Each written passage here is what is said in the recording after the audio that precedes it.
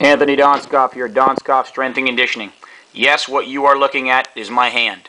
I had the opportunity of listening to a great lecture the other day on the role of the scapula in glenohumeral joint pathology.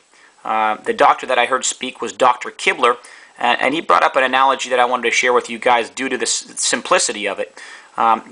He called this the scapular wave. He said, view the scapula as a hand. He said, and we call this the scapular wave. The scapula can move in 3 different directions. I guess if you really wanted to break it down, you could consider it 6.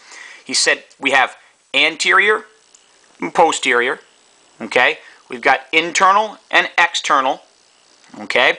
And we also have upward rotation and downward rotation of the scap. So I like that, the simplicity of it, and he also talked about the role of the scap in glenohumeral joint pathology. Now, I think first and foremost that a good assessment starts with a functional movement screen. We need to look at the kinetic chain from the bottom up.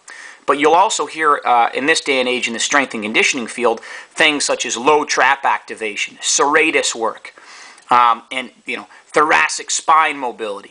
I think when you look at it in the joint-by-joint approach by Coach Boyle and Gray Cook, the ankles obviously have to be mobile, the knees stable, the hips mobile, lumbar spine stable, the thoracic spine mobile, and the scapula stable.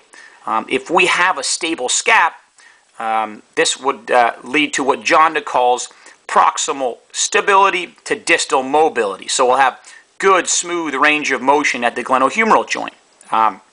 So what we see, if we're looking at the hand as a scap, from sports such as baseball, the overhead throwing and the follow-through, the eccentric demands. Sports such as hockey, continuous flexion, following through on a slap shot. Okay? Sports such as volleyball or tennis, the overhead nature of this.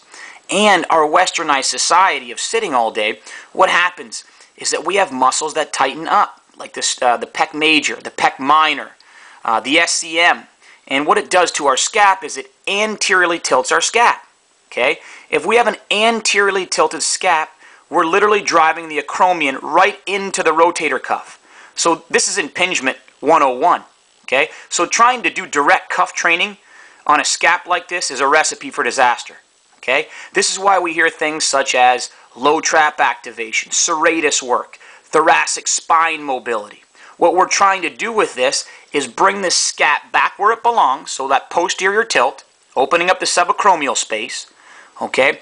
We're also trying to, in thoracic spine mobility, allow a base for that scapula to move so we can have shoulder health. So I think it's, when you look at that scapula as a hand, and you see from the repetitive nature of what we do in sports, what it does, our goal, again with this low trap activation and serratus work, is to bring that scap right where it belongs.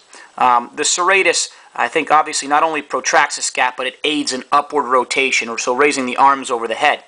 So just wanted to share that analogy with you. I think it's pretty simplistic in nature, pretty easy to understand, and it paints a good picture of why we do things like thoracic spine mobility, low trap activation, and serratus work. So hope that helps.